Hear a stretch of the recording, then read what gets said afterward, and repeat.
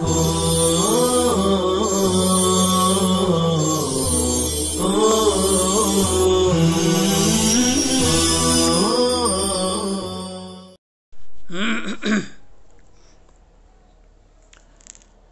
اللہ الرحمن الرحیم الحمد للہ وکفی والسلام علی عبادہ الذین اصطفی اما بعد باب ما جاء فی حب الولد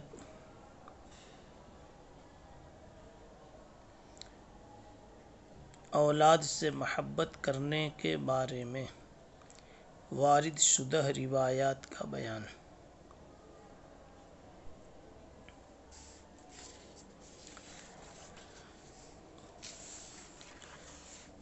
اس باب کا مقصد ہے آدمی کو اپنی اولاد سے محبت ہونی چاہیے۔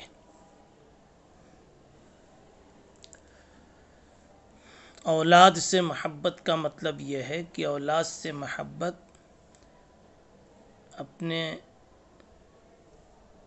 رشتے خاص کی بنیاد پر کہ میرا بیٹا ہے، میری بیٹی ہے، میری اولاد ہے، اس بنیاد پر اس سے محبت ہونی چاہیے۔ اور اگر اس میں دوسرے اور بھی اسباب ہیں، اوصاف ہیں، تو بدرجہ اولیٰ محبت مطلوب ہوگی۔ به قال حدثنا ابن ابن عمر قال حدثنا سفیان عن ابراہیم ابن میسرہ قال سمعت ابن ابی سوید یقول سمعت عمر بن عبد العزیز يقول زعمت المرأة الصالحة خولة بنت حكيم قال خرج رسول الله صلى الله عليه وسلم ذات يوم وهو محتضن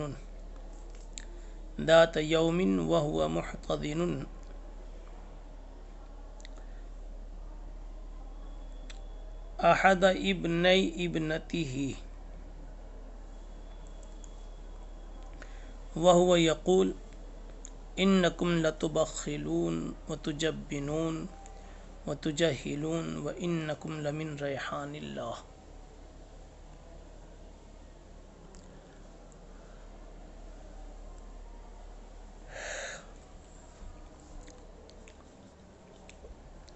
یہ روایت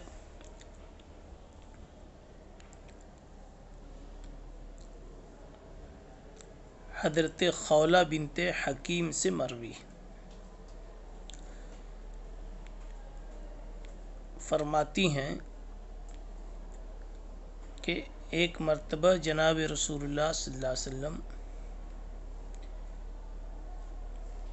باہر نکلے اس حال میں کہ اپنے نوازوں میں سے کسی ایک کو گود میں لیے ہوئے تھے۔ وَهُوَ مُحْتَضِنٌ احتضن يحتضن احتضان، اس کے معنی ہیں گود میں لینا۔ دو میں سے حضرت حسن اور حسین آپ صلی اللہ علیہ وسلم کے دو نواسوں میں سے کسی ایک کو، حضرت حسن کو یا حضرت حسین کو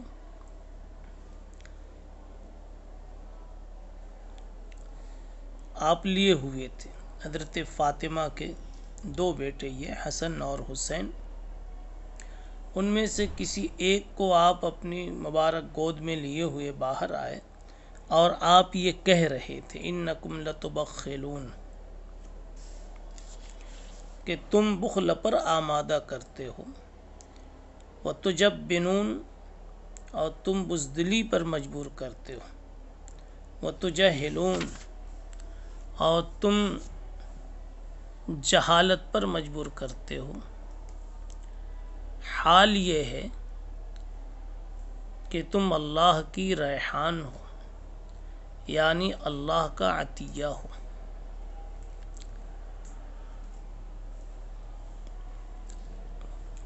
روایت میں زعمت المرأة الصالحہ، ایک نیک خاتون یعنی خولہ بنت حکیم نے یہ بات سنائی۔ المرأۃ الصالحہ سے خولہ بنت حکیم یہ لفظ بدل واقع۔ بخل یبخل، جبن یجبن، اور اسی طریقے سے جہل یجہل، تینوں باب تفعیل سے ہیں۔ اس میں معنی ہے تحمیل علی البخل والجبن والجہل کا، اے تحملون علی البخل والجبن والجہل، یعنی اولاد کی وجہ سے آدمی بخل کرنے پر مجبور ہوتا ہے، اور اسی طریقے سے بزدلی دکھانے پر مجبور ہوتا ہے، اور اولاد کی وجہ سے جاہل بھی رہ جاتا ہے، وقت فارغ نہیں کر پاتا اور بہت سارا علم نہیں حاصل کر پاتا۔ بچوں کی فکر اور ان کی تربیت کی وجہ سے وہ بزدل بھی ہوتا ہے، میدان جہاد میں ہمت کی جگہوں پر شجاعت کے میدان میں نہیں آ پاتا۔ اسی طریقے سے جہاں خرچ کرنا ہے ایسی جگہوں پر وہ اولاد کے خرچے کی بنیاد پر جی کھول کر خرچ بھی نہیں کر پاتا۔ پھر بھی بتایا گیا کہ رسول اللہ صلی اللہ علیہ وسلم اپنے نواسے کو گود میں لیے ہوئے محبت کا مظاہرہ فرما رہے تھے، اور آخر میں ایک بات کہی کہ تم چاہے کیسے بھی ہو، اللہ کا عطیہ ہو تم۔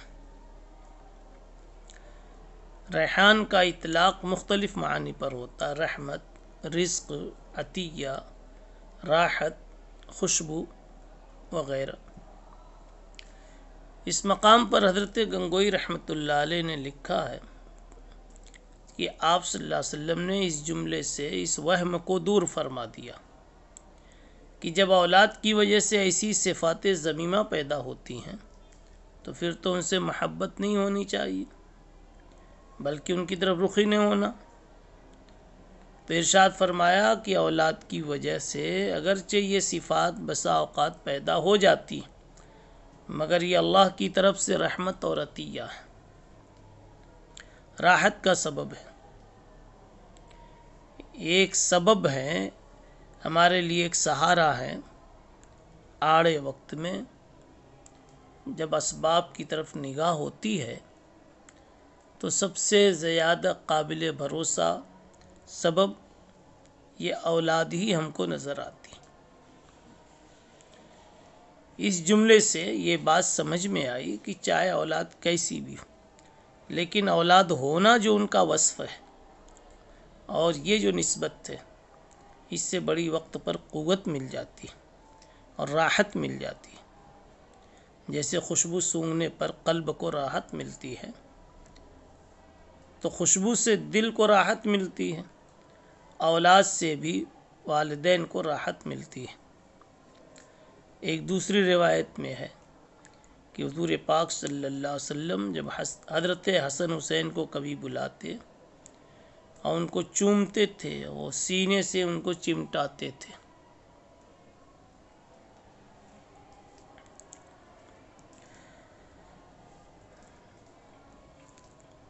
ایک اور روایت میں امام طبرانی نے نقل کیا ہے کہ ایک صحابی فرماتے ہیں کہ میں نے دیکھا حضور پاک صلی اللہ علیہ وسلم کے پاس حضرت حسن حسین ہیں اور آپ کے سامنے وہ کھیل رہے ہیں۔ میں نے پوچھا آپ ان سے محبت کرتے ہیں؟ تو آپ نے فرمایا کہ میں ان سے کیوں محبت نہ کروں، حالانکہ یہ دونوں میرے لیے دنیا میں ریحان ہیں، اس لیے میں ان کو چومتا ہوں۔ بہرحال یہ دو تین روایتیں جو ہم نے پیش کی،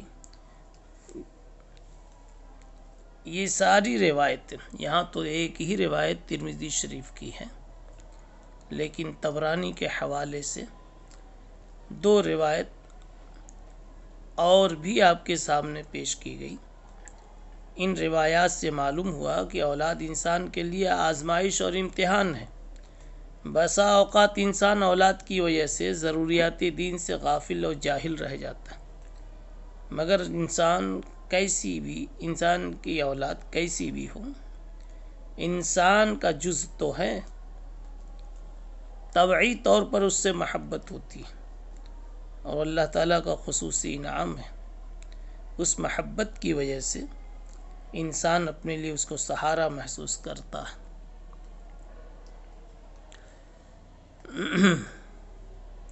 یہاں سے یہ ایک بات بھی سمجھ میں آئی، سنت کا ایک گوشہ ہمیں ملا کہ بچوں سے محبت کرنا سنت مطلوبہ ہے، اور یہاں امام ترمذی رحمۃ اللہ علیہ کے عنوان قائم کرنے سے مقصد اسی بات کو بتانا ہے کہ اولاد سے محبت کرنا اگرچہ امر طبعی ہے، لیکن امر طبعی ہونے کے ساتھ ساتھ ایک سنت مقصودہ بھی ہے، رسول اللہ صلی اللہ علیہ وسلم کی سنت مطلوبہ بھی ہے۔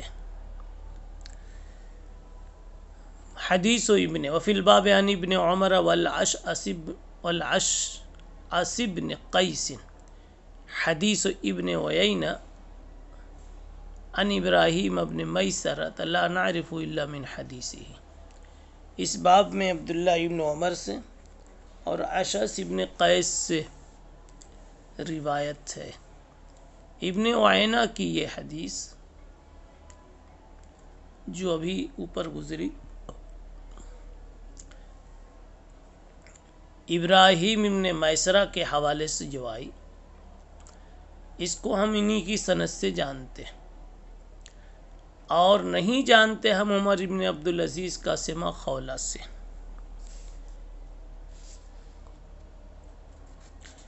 یعنی صرف اسی ایک طریق سے مروی، اور یہ طریق بھی منقطع ہے کہ عمر ابن عبدالعزیز کا سمع خولہ سے ثابت نہیں ہے۔ یہاں سمعت عمر ابن عبد العزیز یقول زعمت المرأة الصالحہ، عمر ابن عبدالعزیز لے رہے ہیں روایت کو خولہ بنت حکیم سے، اور امام ترمذی فرماتے ہیں کہ خولہ بنت حکیم سے روایت کا لینا یعنی سماع ہمیں اس کا علم نہیں ہے، گویا یہ روایت منقطع ہونے کی وجہ سے ضعیف ہوئی۔ باب ما جاء فی رحمت الوالد، باب ما جاء فی رحمت الولد،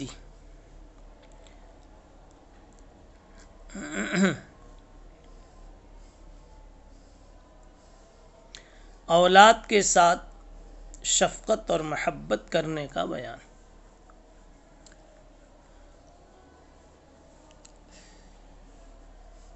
بعض نسخوں میں فی رحمت الوالد کا عنوان ہے، اگر والد ہو تو یہ توجیہ ہوگی نسبت فاعلی کہ والدین کی شفقت کے متعلق آئی ہوئی روایتوں کا بیان، یعنی وہ باب جس میں یہ بات بیان کی جائے کہ والدین کو اپنی اولاد کے ساتھ کس قدر اور کتنا شفیق اور مہربان اور ہمدرد ہونا چاہیے۔ بات ایک ہی ہے، رحمت الولد کہا جائے یا رحمت الوالد کہا جائے۔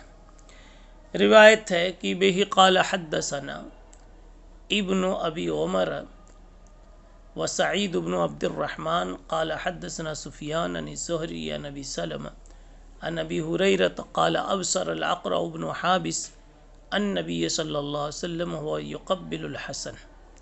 حضرت ابو ہریرہ رضی اللہ تعالیٰ عنہ کہتے ہیں کہ اقرع ابن حابس نے دیکھا نبی پاک صلی اللہ علیہ وسلم کو اس حال میں کہ آپ حضرت حسن کو بوسہ دے رہے تھے،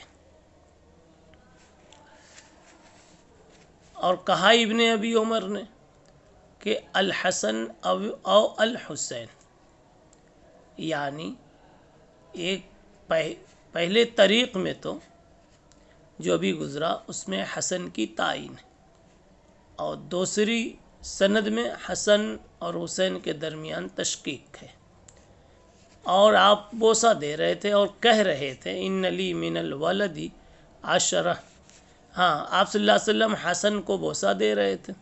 فقال ان لی من الولد عشرہ ما قبلت احد منهم.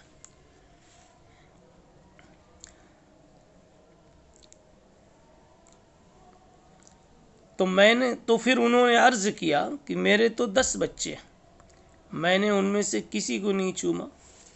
یعنی اقرا ابن حابس نے نبی پاک صلی اللہ علیہ وسلم سے آگے اپنی بات کہی کہ میرے تو 10 بچے ہیں اور میں نے کسی کو بھی بوسہ نہیں دیا. تو آپ صلی اللہ علیہ وسلم نے فرمایا جو شخص رحم نہیں کرتا اس پر بھی رحم نہیں کیا جاتا.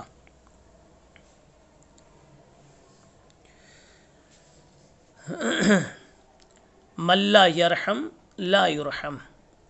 اللہ کا نظام ہے اس کے بندوں کے ساتھ جس نوع کی نیکی کرو گے، جس نوع کا خلق برتو گے، اسی نوع کی کھڑکی آپ کے لیے کھولی جائے گی.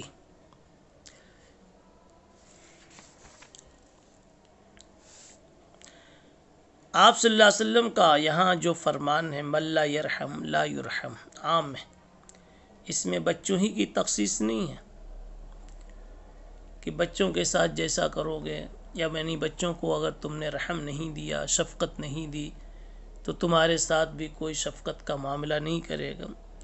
یہ تخصیص نہیں ہے، بچوں کے ساتھ بھی یہ معاملہ ہوگا، عام لوگوں کے ساتھ بھی معاملہ. اور ہم دیکھ رہے ہیں دنیا تو کما تدین و تدان پر چل رہی ہے. ہم اگر دوسروں کے ساتھ بدخلقی کرتے ہیں تو بدخلقی کا ہم کو سامنا کرنا پڑتا ہے. ہم دوسروں کے ساتھ اچھا کرتے ہیں تو لوگ ہمارے ساتھ اچھا کرنے کے لیے بے قرار ہوتے ہیں. بڑی خوبصورت یہ بات ہے، انسان اس اعتبار سے بڑی خوبصورت مخلوق ہے کہ اگر وہ کسی سے اچھائی لینا چاہتا ہے تو اس کو چاہیے کہ وہ اچھائی کرے، اور جب دوسروں کے ساتھ اچھائی کرنے کا عادی بنے گا تو اچھائی تو اپنے اچھے حالات میں کرے گا، اور دوسرے کی اچھائی آپ کو آڑے وقت میں مل جائے گی. مثلاً آج آپ کے پاس پیسے ہیں تو آپ دوسروں پر خرچ آسانی سے کر سکتے ہیں. دوسرا آپ کے اوپر خرچ اس وقت کرے گا جس وقت آپ کے پاس پیسے نہیں ہوں گے، تو پیسے کے بدلے میں پیسے آئیں گے، اور آڑے وقت میں کام آنا ایک مزید نفع ہوگا.